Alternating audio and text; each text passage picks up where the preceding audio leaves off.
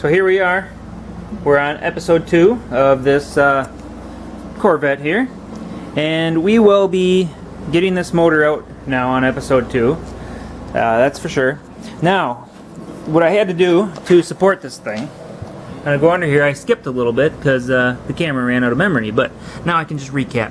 So, we have the subframe supported by those 3 jack stands. There's a third one right back there. And then the one right there is actually going to the transmission, the bell housing or whatever. Not transmission, but yeah, the bell housing itself. The transmission's in the back on these cars. But yeah, we have that sitting there holding that up. So that supports the engine. I set the jack stands up so that when I drop the car down, it actually contacts the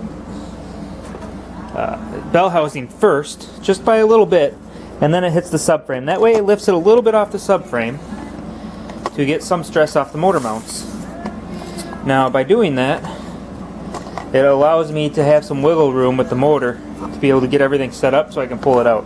Now once I got the condenser moved forward, now I can continue on with all the hoses, getting all the hoses disconnected, get them out of the way. You saw me drain the cooling system hopefully while I was doing that while I was doing the underside. I had the coolant system draining into a bucket. So while it was draining into the bucket, it drained itself out and I'm able to take these hoses off now once I'm up at the top again. I already had all the hose clamps undone before I started the hoses. When you do these hoses, they have those spring clamps. Sometimes you need to use special pliers specifically for those spring clamps because you can't get at them any other way. This is the pliers for it. It has this cable assembly that actuates this pincher to pinch those clamps. A little note while I'm disassembling all this stuff is when it comes to the clamps, those squeeze clamps, I kind of have my own opinions on those. Some people love them, some people hate them. I personally prefer only to use them on metal fittings, and I mean that in the respect of not using it on a radiator, because the radiator has those plastic inlet and outlet fittings, and those plastic fittings are slippery. So when you use those clamps, I've had it slip off of those fittings before because the clamp's been holding up tension, but for some reason the metal still allows for enough of a bite that you don't have it fall off. Someone has spliced a wire for the signal wire on the fan, so I have to cut that off and redo it with a connector later. When messing with these transmission cooler lines, they're a quick connect fitting, but disconnect the top line first, find a hose, hook a hose up to it, and be ready to hook the hose onto the bottom line. They will sit there and drain while the car sits if you have them disconnected, and you'll lose a substantial amount of fluid onto the floor. You see I'm using a pick. That pick is for taking those clips off, those little E-clips. There's a special tool for it, but I don't have it. And to be honest, I find it more of a pain in the ass than just using a pick. Unless the fitting's really hard to access. One good little note on the engine oil cooler. Since there was metal in the motor, I did take the time while I had the oil lines hooked up to use brake clean and fill that oil cooler with brake clean. And by doing so, I was able to flush it out with the air hose. So cracking that cooler flying off the bottom did not cause much of a spill for me. It was just a little bit of brake clean, that's it. While that's it, I've already disconnected the 2 bolts on the AC compressor that are on the bottom while I had the car in the air. I also have to do the top one, so that's what I'm going to do next. Now the stud that the nut goes to, I need to make sure that I leave the stud in the AC compressor throughout the process. Otherwise it's a pain in the butt to get that back in there later.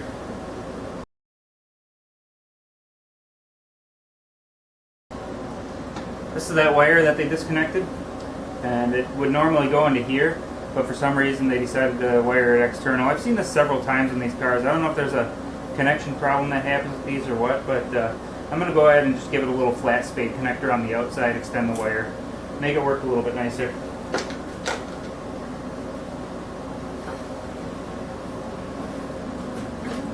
So the purpose for removing all that first, get radiator is because it makes everything on this side a lot easier to get at.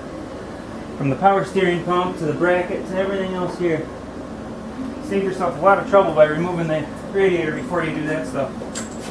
A lot of knuckle damage happens otherwise. There's 4 bolts available for this power steering pump. You only have to remove 3. 2 longs, 1 short. The short that's closest to the outside of the pulley is the short that you need to remove.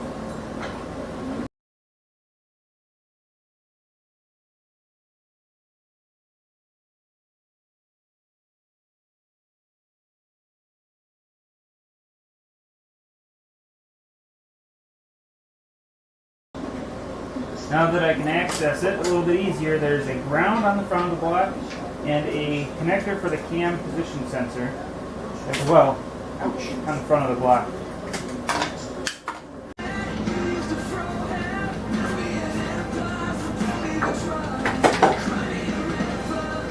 Now while I've been taking this thing apart, I've been stacking the parts on a bench on the other side of my shop. But now I'm getting to the more picky parts, and I need to keep a little bit better eye on things like the bolts that don't have anything I can set them next to identify them. So now I need to set up a table in order for me to label all the parts. And here's what that looks like.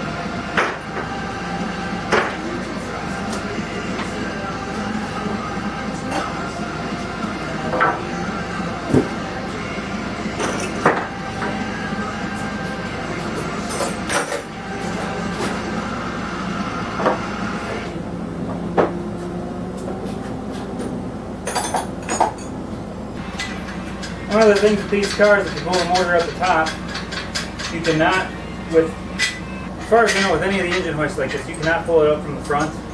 You have to go from the side of the car like this. So you need to have one of these with the 4 swivel casters so you can really maneuver things. Gets a little bit tricky. So first step here, I got this in position. Now I got to get a chain on this plate here. I'm going to have to find a couple longer bolts. And then with those longer bolts, I can zip them into that plate. Okay, so my goal with getting this thing free, I have accomplished. What you have to do is you have to get the cradle low enough with the steering rack low enough that the crank pulley will clear that steering rack and pinion.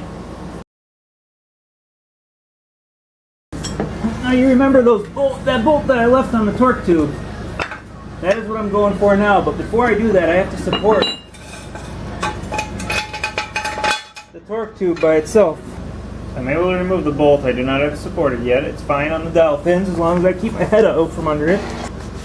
Just in case, you know. But I got to get a little more height here. Okay, now I have some stress against the torque tube, and it's actually tweaking a little bit high, so I have to lift the motor up a little bit higher, and then I can start pulling it back. So this part's going to take a little bit of finesse. It's going to take some wiggling, moving around, and then there's going to be a couple harness clips on the back of the well housing area that I have to undo. And while I'm undoing those, it'll slowly come forward and out. Okay, you can see it come free there. That was it pulling the dowels out. They were a little seized in there, but not too bad. Not sure how much you missed there, but if you're listening to me, then you missed quite a bit. But I need to hook the strap up to hold the torque tube in place. But I just got the motor out, so hopefully you didn't miss me pulling the motor out. So the reason I'm having to support the torque tube and the cradle and everything else is, if you missed it, I have to give this car back to the customer while I do the motor. That way I have room to work on other cars as well. Because the motor rebuild process takes time in the respect of all the machine shopping and stuff like that I have to send it out to. And I can't be waiting on them and doing nothing. Otherwise I wouldn't make any money. Now all I gotta do is make the car roadworthy in the respect of being able to get on a trailer, and that's it. Once it's on the trailer, it's done. So I barely gotta attach anything. Gotta put the control arms on, I gotta put the wheels on and get the sway bar up high enough because we're gonna have to hook a tow strap up to it to pull it on the trailer. But other than that, it's going to be pretty simple, quick, easy. Patch it up just so we can get it back to storage mode. Because the motor process might take up to a month. Alright, Alright, so I'm going to wrap up this episode here in a little bit, but first we're going to get this engine on the engine stand.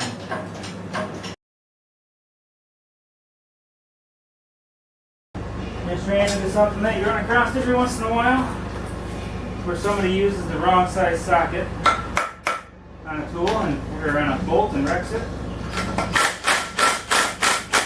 Ooh, they had them way tight too.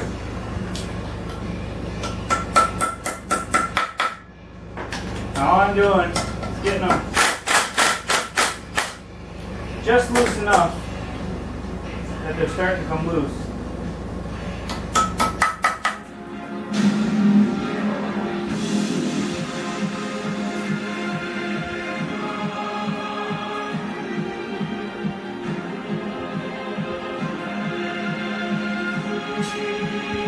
A little note for you. Save a little trouble later. Make sure to take these bolts out and pull this backing plate, the rear cover. Once it's on the engine stand, you can't access it.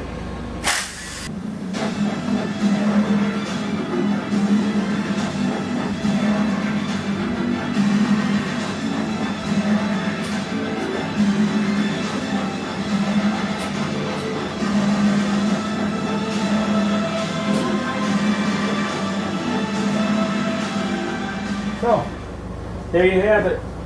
LS2 is on the engine stand, and we are ready for disassembly. I will start that first thing on the next video here. So make sure you like, subscribe, hit the little notification bell, and we will see you on the next video when I actually start tearing into this motor and finding out what's wrong. Thanks for watching.